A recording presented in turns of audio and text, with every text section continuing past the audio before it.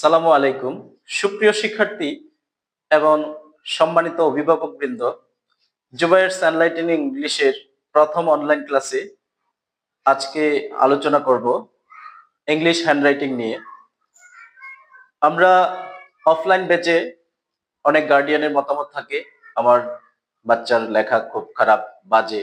তখন বিশেষ করে ইন্ডিভিজুয়ালি একটা বাচ্চার হ্যান্ডরাইটিং এর কেয়ারটা ওইভাবে হয়তো ক্লাসে নিতে পারি না, সেই সুযোগ হয় না।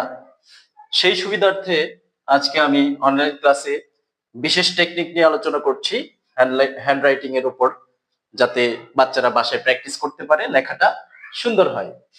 এখানে আজকে আমি দেখাবো কিভাবে হাতের লেখা সুন্দর করা যায়।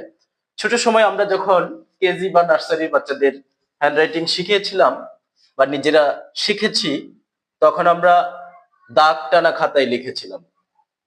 3টা দাগ দেওয়া থাকে, কিছু কিছু এক অক্ষর উপর থেকে নিচ পর্যন্ত বা কতটুকু নামবে উঠবে, এই বিষয়টা মেনটেন করা হয়।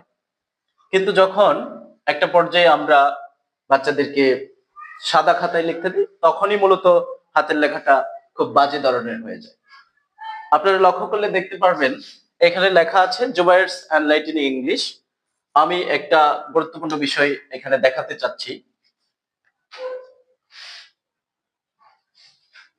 আমি লাইনটা লিখেছি, এরপর এখানে দাগ দিলাম এই, এরপর হচ্ছে এই। এখানে ঠিক রোল টানা খাতার মতোই 3টা দাগ দেওয়া আছে। আপনারা লক্ষ্য করলে দেখবেন যে প্রথম যে অক্ষরটা রয়েছে যেই, এটা উপর থেকে শুরু হয়ে মাঝখানের গড়ে শেষ হয়েছে। এরপর মাঝখান বরাবর সবচেয়ে বেশি পরিমাণ অক্ষর থাকে। এটা খুব গুরুত্বপূর্ণ একটা বিষয়। আমরা যখন ইংরেজি হাতের লেখা লিখি তখন মাঝখান বরাবর অক্ষরগুলো মেনটেন করতে হবে। আর ইংরেজিতে সাধারণত ছোট হাতের অক্ষরগুলো সবচেয়ে বেশি পরিমাণে কাজে লাগে। বড় হাতের অক্ষরগুলো সাধারণত সেন্টেন্সের প্রথম অথবা প্রপার নাউনের ক্ষেত্রে বসে। সবচেয়ে বেশি প্র্যাকটিস করতে হবে ছোট হাতের অক্ষর। এবং আমরা যখন সাদা খাতায় লিখব তখন অবশ্যই সবগুলো অক্ষর মাঝখান বরাবর রাখার চেষ্টা করব। তাহলে লেখাটা মোটামুটি একটা নির্দিষ্ট আকৃতি থাকবে এবং সুন্দর দেখা যাবে। অক্ষর যেমন হোক, একটা বাচ্চা যদি আকৃতিটা মেনটেন করতে পারে তাহলেই লেখাটা সুন্দর দেখা যাবে।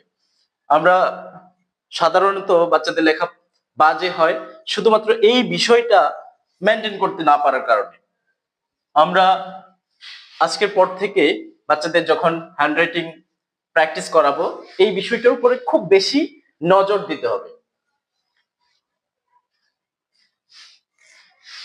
আজকের মতো এ পর্যন্তই।